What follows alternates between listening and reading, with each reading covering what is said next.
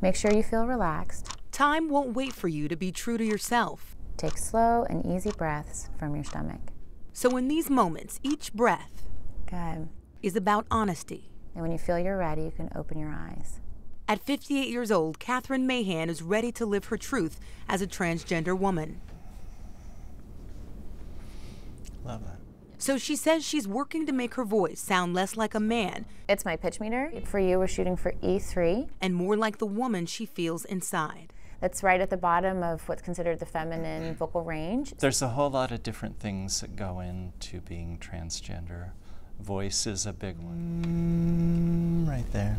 This voice therapy helps her change the pitch and the tone of her voice, but at no extra cost. It's like I've been paying into this medical insurance pool now for going on 30 years and not ever thinking that my biggest issue could be dealt with. That issue is called gender dysphoria, when a person feels distressed because their gender doesn't match their sex assigned at birth. So I want you to just start with your me, okay? Me, Peter, me. Washington State agreed to cover transgender health care for state employees like Catherine starting this year. It feels very fair now. Okay. She also hopes this therapy will help her become more It goes in tune with her feminine singing voice. in whatever worldly state. She admits her pitch isn't quite where she wants it to be.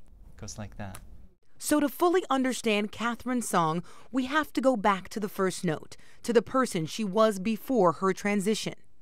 For 54 years, that person was Monty Mahan. I always thought I was ugly. I thought I was ugly as hell. In 1974, when Monty was 17 years old, the word transgender wasn't part of mainstream vocabulary. I thought I was like gay, but not gay, right? Because most gay men I knew were happy with their bodies, and I wasn't. After high school, Monty joined the Army to prove that he could be tough.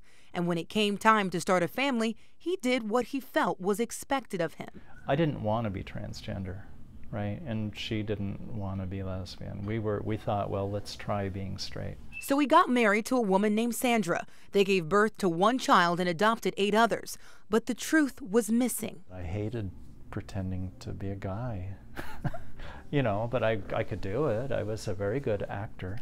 South Prairie Creek was identified a long time ago as a very productive reach for salmon spawning and rearing. His act was especially hard at work as the director of the Pierce Conservation District in Puyallup. If anybody ever got any clue to who I was, there would be no job, there would be no love. Being Monty meant being unhappy. As depression set in, Monty wanted to end his life. I had tried a couple of times to remove my maleness with like razor blades. Nobody knew that. I couldn't do it. It hurt too bad. So the truth had to come out. Monty had to reveal that he felt like Catherine. The first step was telling his family. My daughter got it right. The pronoun change wasn't easy, especially for the man who brought Monty into the world. He's my child. And, you know, I still have a problem. I'll call him Monty every once in a while or refer to him as he. I mean, it's a big change. More changes would happen at home as Monty's marriage ended and he came out to his children. If you feel like you don't really belong, like you don't totally fit in, all right guys, come and get it. Look around this house, because like none of us totally fit in.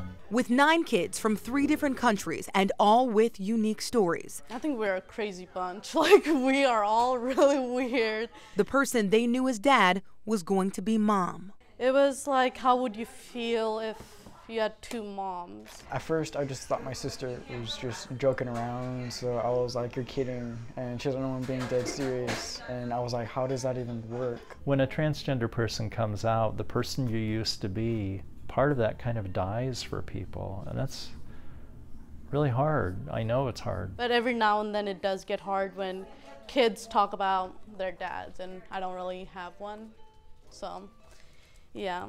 But the family came together and supported the transition from Monty to Catherine. I don't mind if she changes as long as she's happy.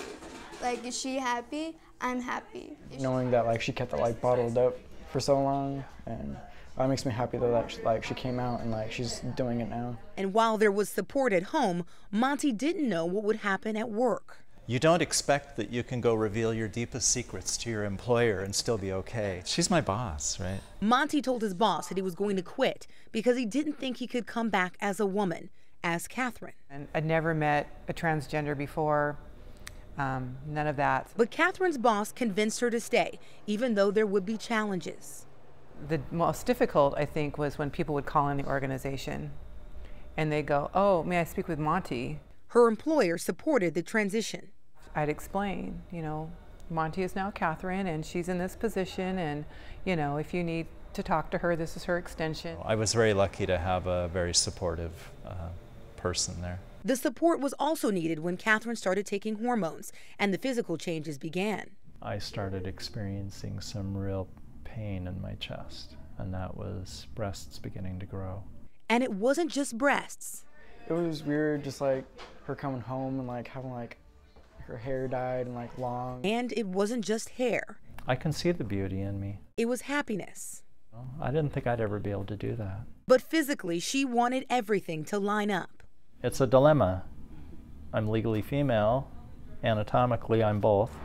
When we come back, we'll travel with Catherine 1,500 miles away from Washington to Arizona, where Catherine's transition will continue. Once I get the surgery, I take a female slot. We now return to Catherine's story. All right, guys, come and get it. At home in Puyallup, the countdown begins. Anyway. And along Catherine's journey, she documented some of her thoughts in private. The surgery isn't going to change how people look at me. I'm still going to be really tall, and I'm still going to be really queer. But I'll be more confident. She hopes to get that confidence here in Arizona. This trip was about dreams come true. Dr. Toby Meltzer will perform the surgery that will make Catherine's sex line up with her gender. If you're going to put a mirror between your legs and look, it's going to look radically different. But it's a surgery he says some don't understand. People think, why would anybody want their penis cut off? Like, why they just don't get it. But it's like, why would they want to amputate? I've heard that. And it's like, it's not amputated. You use everything that's there. You're just putting it in a different location. But there are risks to this procedure. I've had patients say, if I rest on the table, if I die, please finish the operation. I don't want to be buried as that person that I was. See that tower of rocks right there? So 24 hours before the big day, Catherine takes a moment to connect with something greater than herself. It's really, really beautiful. A wonder of the modern world. Oh, God. Geologists say it took millions of years for water to erode the earth to form and reveal the beauty of the Grand Canyon. This is nothing I ever thought I would see. For Catherine, it's taken more than half a century to erode her lies and reveal her truth. There's just a lot going through my mind right now. It's a journey she says she couldn't have done without her faith.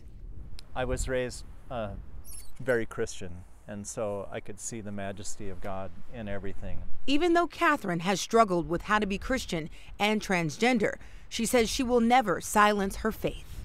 All creatures of our God and King. When I sing like that, nothing else matters. And hours before the surgery, Catherine must come to terms with her decision and with whom she answers to. But it's just, I don't feel any judgment from God for this.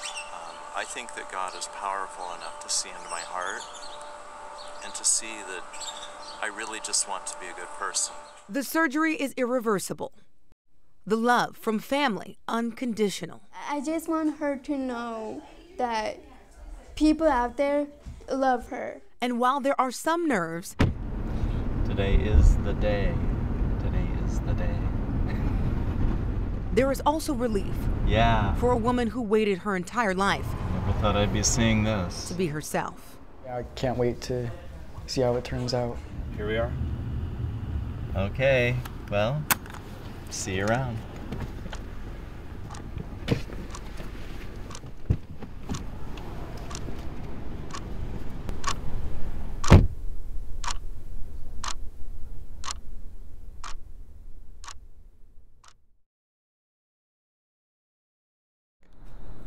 Oh, something feels different. We went to her room the next day, and the colors of pride were peeking through her window. it hasn't fully sunk in yet. You know, it's still happening. And the dreams that Catherine dared to dream about living her authentic life. I mean, when I get up and walk around, and the first time I get dressed and everything, take a shower, all that stuff. Those dreams have come true. It's deeper than happy. It's content. It's like, yeah. Local time in Seattle is 10:17. Thanks for choosing JetBlue. After more than a week in recovery, It's good to be home. I've never seen her as happy as she is now. Ignore it. Dad was there to do the heavy lifting on the other side. It's important to me that she knows that she has that support. And that's why I went down to Arizona to bring her home. And now, there's nothing left but time to live her truth with her family. This trip, it really brought home for me how much love surrounds me. With photojournalist Joseph Huerta, I'm Jenna Hanchard for KING5 News.